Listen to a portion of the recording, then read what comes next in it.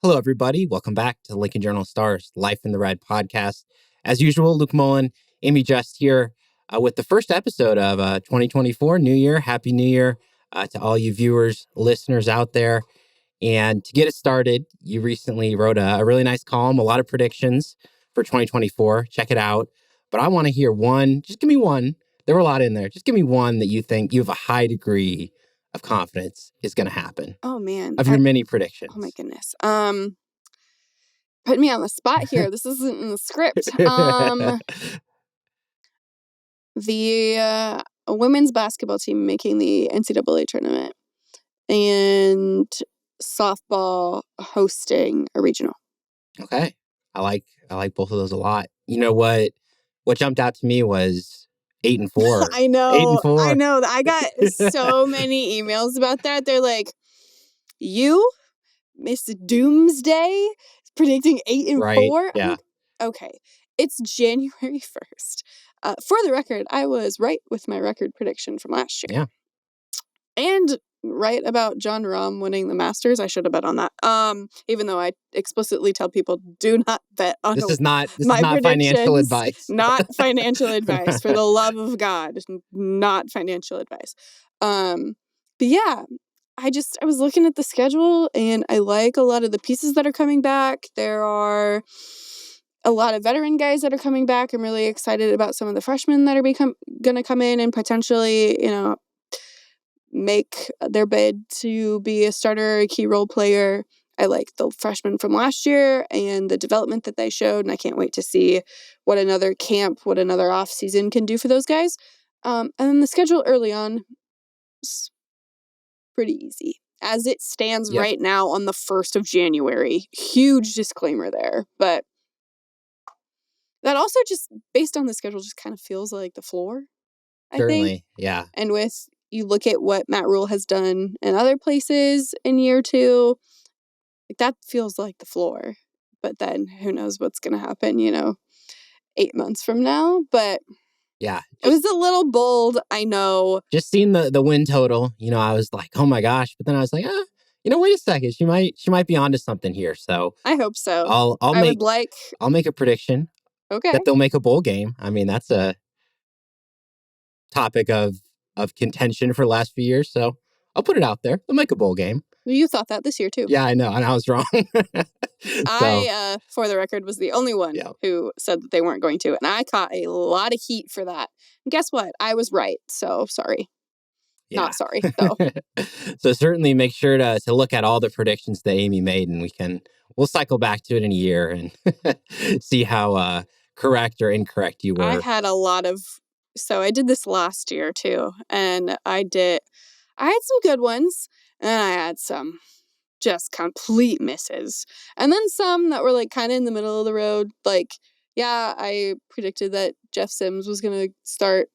But I think I predicted that he was going to throw for like 300 yards in the season opener, which didn't happen. So. I don't think they didn't hit 200 in a single game. They did not. Yeah. They did not.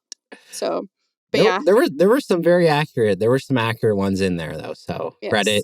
Credit where credit's due. So and then some wild ones. Yeah. But that's what happens when you're just kind of throwing things at the dartboard and doing as much research as you can, but knowing that some of this stuff is 10, 11 months away, and so many things can happen in between now and then. So. Yeah, but fun to go over at this time of the year, of course. But I want to get into some of our recent news, recent updates, as we always like to. And it's kind of interesting. We'll get to some basketball updates here in a moment, but we're still talking a lot of the same things. Transfers, offseason. I mean, this is such a big part of college athletics right now.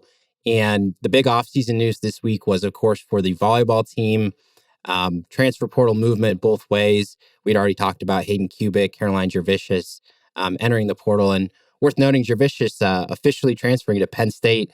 So Nebraska going to see a lot of her perhaps in the conference.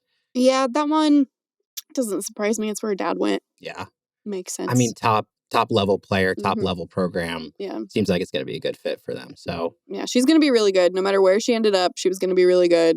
It's still kind of mind blowing that she redshirted this past year because they could have used her easily, especially after Lindsey Krause went down. But Yeah. So we'll see how how her career continues there at Penn State. But another Husker deciding to enter the portal this week, two-sport athlete Maggie Mendelson.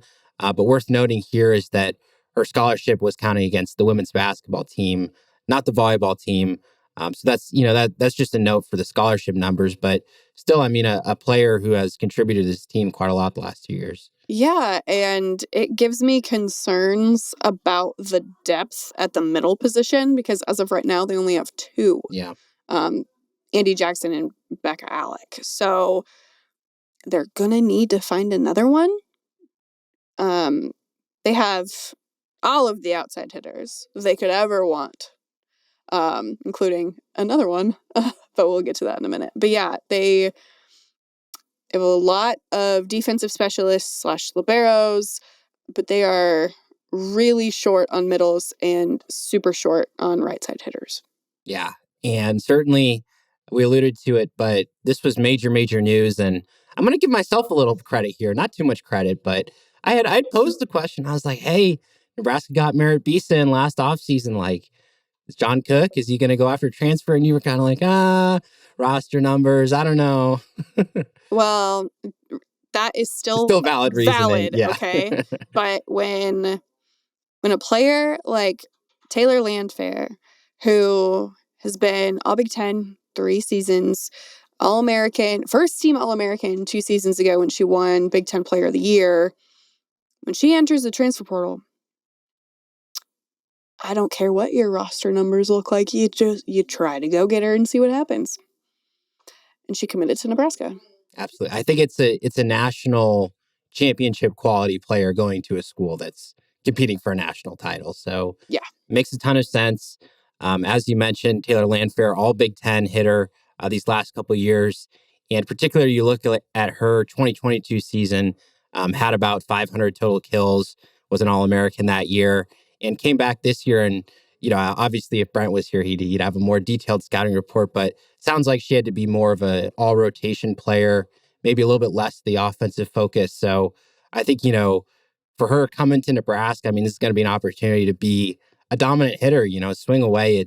It just seems like a great fit for her skills and this offense that, of course, Nebraska runs at such a high level. Oh, yeah. She will fit in quite nicely. Anytime that John Cook has previewed games or matches against Minnesota over the past few years, he has nothing but incredibly positive things to say about the talent that she brings, how hard she is to defend, how she's just been, the straw that stirs the drink for Minnesota the past several years. And now he gets to coach her. Yeah. And I think it's interesting, too, because you look at that tournament run and obviously late on, in these matches, Merritt Beeson, so reliable. They were relying on her all season, Harper Murray, Allie Batenhorst. And it's like now you add Landfair into that, like, end of match situation, who are you setting it to? You got Beeson, Landfair, Murray, whoever's out there on the court. Like, Nebraska's going to have so many talented hitters who are so good at getting those valuable kills. Yeah, I am really interested to see what they do there because the outside hitters, not opposite. That's Merritt. Merritt's an opposite, the only opposite currently. You have Harper Murray.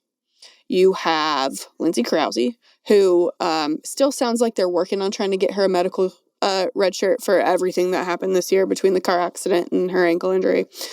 And then you have Allie Batenhorst. And then you have incoming freshman Skylar Pierce. Like, you have so many. And now you have Taylor. Like, I wonder if they'll move Lindsay Krause back to opposite. I'm not saying that's going to happen. I'm just wondering what they're going to do because how are you going to get all of them on the court? Because they're all very, very good. And I just have, what a great problem to have for them. But yeah, are you going to figure out if one of them needs to be a middle? Do you go get another? There are still so many questions. But thankfully, they don't have to be answered right now. But I would like them to be because my emails are very full of people wondering what the heck is going on. And I also am wondering what's going on. Yeah. Well, they're going to get creative, both in terms of position that these players end up in, the rotations during the year. So that much is very clear. But I think it's just it's a good sign for this volleyball program, losing obviously a couple really talented players, and then you go and get somebody of Landfair's quality. I mean, it's a tremendous boost, of course, to the on court stuff, and in terms of the veteran aspect of this team too. I mean, they're going to be so aligned on that goal. Not that they weren't already, but it's like you add another player with kind of that championship mentality, and I think it's going to be a good fit for this team. Yeah, absolutely. I just wonder, when is the other shoe going to drop? Because as it stands right now, they're one scholarship over. So I don't know if they're going to supplement with NIL, if somebody else is going to leave. The transfer portal window is closed, but compliance has 48 hours from when the portal closes to file paperwork. So there could be some stragglers, but maybe not. So I have no clue what's going to happen with the roster management system, because Nebraska is usually pretty quiet about that. They don't like to talk about that. They keep it pretty internal. But yeah, I am very interested. Yeah. And is this just like football where there's a window in the spring for volleyball? Is that the case for volleyball too? I think so. Yeah. They keep changing all of the transfer portal rules, so I'm having a hard time keeping up with it. But yes, they do, because Kayla Caffey transferred. Yep. Yes, okay. They have one in the summer or spring, after summer-ish. Spring practice. Yeah. Okay. So yeah, the roster management is not over. Yeah, we'll see. Say that. We'll see when this gets resolved. But Amie doing an awesome job tracking all those transfers in the last week. So that is the volleyball update. We'll get on to some football transfer activity here in a moment. But the in-season action, women's basketball and men's basketball teams, they had a little bit of a break, some days off, but some recent results to recap you on, catch up on. The women's basketball team, this game was about a week and a half ago, so a little bit older news, but 5-game winning streak snapped in a 69-52 loss to Kansas. Just didn't shoot the ball very well in that one. Pretty poor shot selection overall, but big response in the Big Ten home opener from Nebraska. 87-81 victory over Maryland. And it seems like every episode we're talking about, Natalie Potts, she had another great week. And she did it again. She was phenomenal. 17 points, 13 rebounds. Her vision for just going and attacking the glass. I think she had 7 offensive rebounds. It was insane watching her work. She has been such a dominant force for them. And you don't expect freshmen to be this integral this early, but man, she was incredibly impressive and just continues to show the reason why Amie Williams was so high on her to begin with. But it wasn't just her. Alexis Markowski had yet another double-double, and so did Jazz Shelley with 11 assists. So I was very surprised that they won that game. I thought it would be close, but they did such a great job on defense and getting offensive rebounds and creating extra possessions. I didn't know how that was going to go, because Maryland's pretty talented. They've got a lot of really good players, including one, Cheyenne Sellers, who Nebraska limited to 1 of 7. So, and had her foul out. I think 3 Maryland players fouled out. So, incredible job by them. Yeah, excellent win. And with Potts too, it's one thing if your own coach is giving you praise, but when opposing coaches come in and say, "Man, she impacted the game," like that's really high praise for her. And also, I thought the guards just shot the ball a lot better against Maryland than they did against Kansas as well. So that was another key improvement there. And it's a good time to pick up a big win. Nebraska, they will be on the road at Wisconsin Thursday night, and then big game coming up at home. Nebraska hosting number 14 Indiana, 1 p.m. on Sunday, and big crowd expected to be in attendance. Jordan Hooper having her jersey retired. Yeah, I was on the phone with Jordan for 2 hours yesterday. Awesome. Wow. Like 90 minutes of it was just talking about random stuff that's not going to make the story, but Man, I'm excited for that one. Yeah, great moment for her, one of the legends. So she is yeah. so excited. I can tell you that much. Yeah. So looking forward to that ceremony. Great moment for her and for that crowd here Sunday, 1 p.m. again, that game against Indiana. And as for the men's basketball team, concluded their non-conference slate. And I think you could say it's a job well done, because this non-conference schedule, only loss came to Creighton. They took care of business all the rest of those non-conference games. Yeah, some of them were a little ugly, but they got it done, including North Dakota. Yep. That was, I watched it from afar, and that was ugly, but they pulled it out. Yeah, it looked really bad for most of the game. Huskers were down 10 points at halftime, rallied in the second half to come back for that 83-75 win, and then followed up 91-62 win over South Carolina State. That game probably went as expected, a little bit overpowered opponent in that game, but really notable was kind of how the front court stepped up. Rink Mask out of both those two games, underwent a minor knee surgery, and head coach Fred Hoiberg saying game time decision against Indiana. Yeah, and that game is, as we record, is tonight. Yep. So, depending on when you listen to this, we will have some clarity on that. I talked to him the other day. He has high hopes. He looks like an assistant coach out there. It's really funny. He has high hopes. Selfishly, because his family is here from the Netherlands, and he wants to play in front of them. So. Oh wow, yeah. Yep. Hope that works out for him. But the Tomanagas are here too.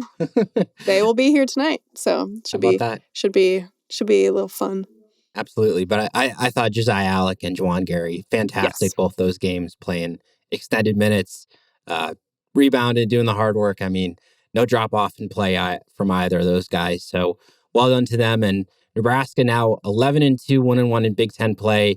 Again, playing Indiana, and then we'll travel to Wisconsin later this week. So potential for some big wins there for the men's team as well. Yeah, and it sounds like Nebraska's like a 4-ish point favorite tonight against Indiana, which surprised me. Yeah, wow. I haven't looked ahead to Wisconsin, but if they could get one or both of these, it will be huge, because guess who comes after? Purdue. Yeah, there's a pretty tough stretch coming up for this team. So those are your basketball updates. And on to, as usual, closing things out with football. Transfer portal still in full swing. And got to talk about this quarterback situation right now. Jeff Sims entered the portal a couple weeks ago, but Chubba Purdy departing right after signing day. And that means the scholarship option still on the roster right now. Heinrich Harburg, incoming freshman Dylan Raiola, and Danny Kalen, provided, Chubba doesn't back out of the portal. I mean, kind of a tough spot for this team to be in. Yeah, it wouldn't surprise me if they go get a portal guy. Maybe a guy who's excelled at the FCS level, or group of 5 type of stuff. They need a veteran in that room.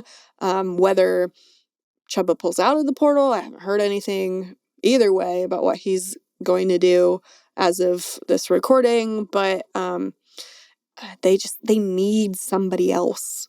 They need somebody else. Yeah, and I get it totally from even Chubba's if he's not going to play too. Yeah, even if he's not going to play, they need somebody else. Yeah, certainly we saw how the depth could be tested last year, and in terms of Purdy's decision too, it was a tough one, because I'm sure he had that path towards being the starter, right? But at the same time, it's like it's easy to consider, like, would he always have been looking over his shoulder at Raiola, as opposed to going somewhere else where you can be that impact transfer, locked in. So I'll be interested to see where he does land up. The schools that are most interested in him, but you kind of understand that decision from him, certainly. Oh yeah, absolutely. And I know that they changed the rules again for transfers, but he did graduate. So under the old rules, he would be eligible immediately too. Yep. Immediate eligibility, that helps a lot. But in terms of other transfer portal activity, one other recent departure, linebacker Randolph Kapai, former top recruit out of South Dakota, didn't play in a game during his 3 seasons with the team. He has entered the portal, so wish him the best in finding his new college. But in terms of Nebraska's activity, really focused on potentially bringing in some players this week. This is January 3rd to 7th. This is a window for players to visit campus. And just one transfer portal scholarship addition so far, cornerback Bly Hill coming from the FCS level. So expecting a little bit more activity on campus this weekend in terms of offensive skill positions. This is something we talked about a lot. They need an upgrade at these spots. So Yes, they do. So yes, they do.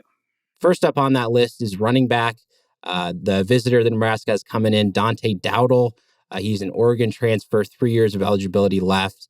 Played a little bit this year, averaged 5.3 yards per carry, just 17 attempts across 6 games. But former top recruit, potential to add to this running back room that has some pieces coming back, but guys coming back off injury and maybe not the depth that has always been there at that spot. Yeah, I mean, the more the merrier in that room, I think. Yeah. If you read my preseason prediction column, I'm very high on Gabe Ervin making a complete comeback, but you never know. Yeah, I agree. I think Ervin, he certainly can be that dominant guy in the room, but I think the staff is very realistic that that position gets dinged up over the course of a year. You got to have 3. You got to have at least 3 guys who are going to be able to step in and fulfill that role. So, yeah, emphasis on at least 3. Yeah, if not more. Yeah, because we saw, Emmett Johnson do really, really well when he was called upon. Make some mistakes too, of course, but yeah, I think they need a little bit more there. Yeah, so Dowdle, potentially one of those names Nebraska's looking at. But the other spot, wide receiver, major need, and a name off the board today. Ohio State transfer Julian Fleming had visited campus several weeks ago as we record this, but he's officially headed to Penn State instead. So Nebraska looking at a couple different options. One of them, Wake Forest transfer Jamal Bakes, been a starter there at Wake Forest last 2 years. 6'4", 205, 2 years of eligibility remaining. Very dependable, caught 59 passes last season. And I like from him a lot. I mean, he would be that guy that could come in physical on the outside, be that big target that these quarterbacks can look to. Yeah, I mean, as we've talked about, they need receivers, veteran receivers. I like the young group that they have, and then especially when you lose Marcus Washington, who's not coming back. Yep, certainly. And also fitting the bill, I think, kind of is a player who could play it on the outside. The other wide receiver Nebraska's looking to host this weekend, Isaiah Nair, former Texas and Wyoming wide receiver, kind of an interesting journey. He's had to get to this point, had a really, really big 2021 season with Wyoming, transferred to Texas, tore his ACL, and that recovery, kept him out entirety of 2022, bled into 2023 as well. So at least 1 year left to play, potentially 2 if he explored a medical waiver, but similar size, 6'3", 215, good speed as well, for a guy of that size. And I think as well with Banks, it's just that case of a guy who's put up big numbers and can come in and be dependable there on the outside. Yeah. You always wonder about ACLs. Sure. And obviously that's a question mark, but if he could, wherever he goes, right, replicate what he did at Wyoming, I think he could be a good fit for any team anywhere, looking for a veteran guy who's been around, hasn't necessarily played a whole lot lately, but has been through the ropes and knows, and the young guys could learn from that. Yeah. And especially what I'll be interested to see is, yes, they've got these 3 guys that they want to bring onto campus for visits, but do they have the space, to take all of them? Probably not. But again, this stuff is still so up in the air. I think certainly if we had to prioritize one, I would say get that wide receiver. That's what I would say. I would say get a quarterback. Well, and then get a wide receiver. But yes. Absolutely. So that is the important thing to watch. These players visiting potentially this weekend here in Lincoln. So make sure to stay tuned for any updates that we have. Journalstar.com for everything football, volleyball, and of course the basketball teams in action. Big games this week, but that'll do it for this week's episode of Life in the Red. As always, thanks to all of you listeners and viewers for sticking with us into 2024, and we'll see you next week.